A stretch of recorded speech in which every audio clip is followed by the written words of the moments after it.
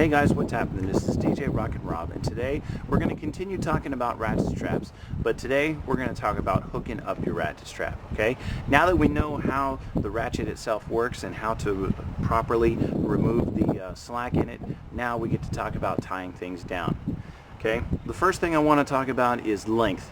It's not, you don't always have the length of ratchet strap that you want. You know, maybe you're a couple inches short, maybe you're a couple feet short. But the ratchet strap as a tool is just a slack removal device so that you can tighten up anything you want. So if your strap can't go from the far side of my trailer to this side, you know, let's say it falls short to about here, oh darn, what do? Well, you can get a piece of rope.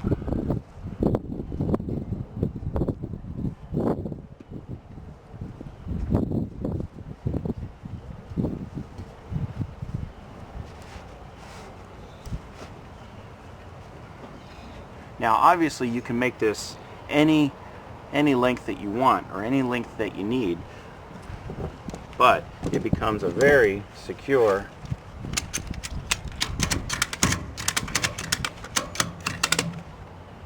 way to attach your ratchet strap. Now the webbing in a ratchet strap typically doesn't have any give. It doesn't have any elasticity. If it does, it's a very minimal amount. So you have to be a little cautious about the kind of rope that you use. This nylon rope here does have a little bit of elasticity, and if too much tension is applied and it finally breaks, well, it's going to whip back like a rubber band, except that at the tension that it causes this to break, it's not going to feel like a rubber band. It's just going to lop something clean off. That's called snapback, and snapback can happen with anything under tension. It can happen with steel cable, it can happen with ratchet straps, and it certainly can happen with nylon rope. Alright, so snapback is something you very dearly need to pay attention to. They taught me a lot about snapback when I was in the Navy, and thank goodness I've never had to experience it for myself. So your ratchet strap doesn't always have to be as long as you think it does. You can tie off with another rope, okay? This knot right here is a very good knot. It gets tighter as more tension is pulled, right? It's an amazing knot. But if you just did a simple overhand knot, that one may not hold like you want and can let loose. So you really need to understand how to tie your knots. Knot tying is critical. That one right there will let loose, but if you reversed it and it became a true square knot, well, that's not going anywhere. Anyway, now let's pretend for a second that you have a tremendous amount of tension on your strap, okay? A lot of people like to release the tension on the strap just by pulling the handle up and then just whacking it hard to release the stop here, okay? Depending on how much tension or how much elasticity the load has, that could be disastrous, okay? What I want to show you now is a neat little method that I discovered for removing the tension, and I have to warn you now, it looks a bit dangerous. Well, honestly, it is, okay? So if you're comfortable with just slapping the tension out of it, keep doing that. But this one here, okay, we put a lot of tension in there. There we go. Now, raise the handle. Don't go all the way. Just raise the handle like this. Pull some tension off of the gate. Once you get the tension off the gate, then you can move the gate up and step it down one notch. Okay? Then you reposition your handle, take the tension off the gate, step it down one notch, and let go. Right? You do that like 2 or 3 times, and I promise you, you'll have enough tension out of the strap that you can go all the way and then finally release it. Okay? just be safe. Just be safe. Just be conscientious of the tension and what else you're tying it down.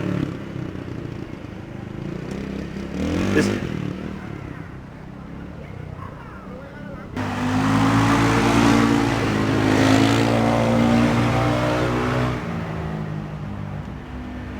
Okay, this black strap here, it's a really long strap and it has a lot of excess here.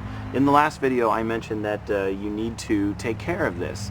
Well, I very lightly / generally touched on how to take care of the slack, but it's not always necessary for you to tie it up. I mean, look at this. This is a lot of slack. It's going all the way over there and back. Why not use that to your advantage? What if you had another point here, another strap, and then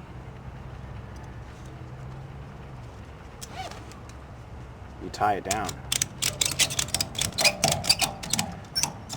So this one strap just became a 3-point harness for tying down whatever it is you're tying it down. Because I mean, let's face it, if you're trying to transport a open trailer load of trash, you want as much strap coverage as possible for making your way to the dump.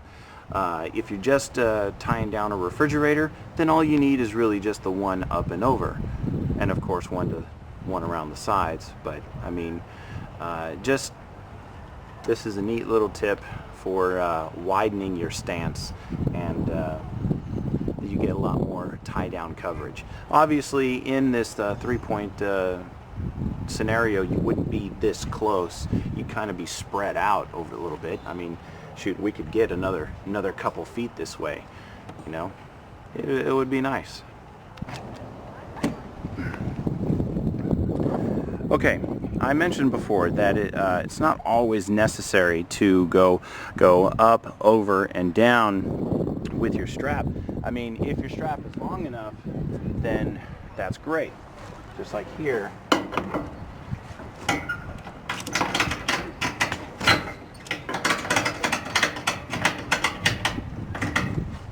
There. Now I'm pretty sure that's not going anywhere. I mean, it might be able to slide a little bit, but for this demonstration, that piece is tied down. Now,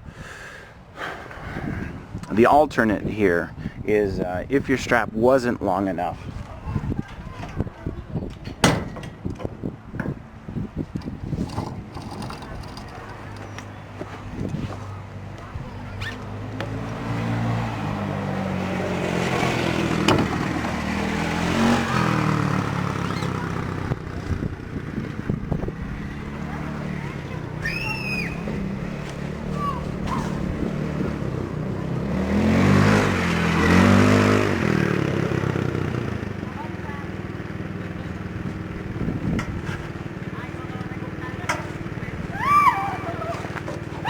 Alright, so we have a rope here, and as I said, ratchet strap is just a slack removal tool. So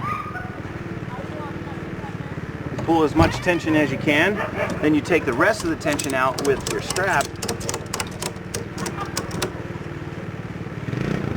and now that sucker ain't going nowhere.